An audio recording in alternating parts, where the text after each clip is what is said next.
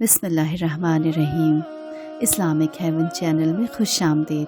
اگر آپ کو ویڈیو پسند آئے تو اسے لائک شیئر کیجیے گا، چینل کو سبسکرائب کیجیے گا اور بیل آئیکن کو ضرور پریس کیجیے گا تاکہ ہر نئی آنے والی ویڈیو آپ کو بر وقت مل سکے۔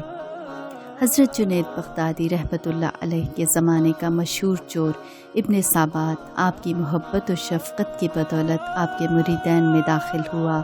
بغداد کا مشہور زمانہ ڈاکو ابن سابات رات کو چوری کرنے آپ کی خانقاہ میں داخل ہوا۔ آپ نے خود اس کے ساتھ مال اٹھوا کر شہر سے دور پہنچوایا۔ قدم قدم پر اس کی کڑوی کسیلی گستاخانہ باتیں برداشت کی۔ واپسی پر اس سے نہایت معذرت کر کے رخصت ہوئے۔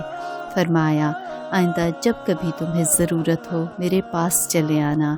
آپ کے اس مشفقانہ رویے نے اس کی زندگی جو گناہوں سے آلودہ تھی زیر و زبر کر دی کہ مکان کا مالک خود میرے ساتھ سامان اٹھوا کر مجھے دے گیا ہے تو وہ یہ سوچنے پر مجبور ہو گیا کہ یہ چور نہیں مکان کا مالک تھا، لیکن اس نے مجھ کو پکڑوانے اور سزا دلانے کے بجائے کیسا حسن سلوک کیا۔ سارا دن اسی سوچ و فکر میں گزرا۔ بالآخر شام کو وہ اس جگہ پہنچا جہاں گزشتہ رات چوری کے لیے آیا تھا۔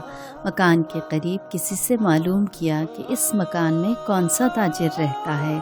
اسے بتایا گیا یہاں تو شیخ جنید بغدادی رہتے ہیں۔ ابن سابات اندر داخل ہوا، دیکھا سامنے وہی مالک مکان بیٹھا ہے اور 30-40 آدمی سامنے بیٹھے ہیں۔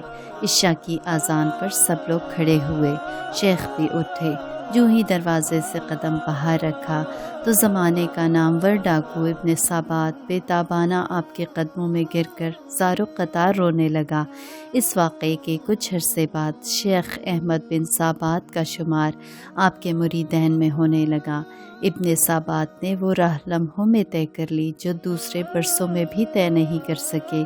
یقیناً یہ شیخ جنید بغدادی رحمۃ اللہ علیہ کی محبت اور ایثار کا کرشمہ تھا۔ سبحان اللہ۔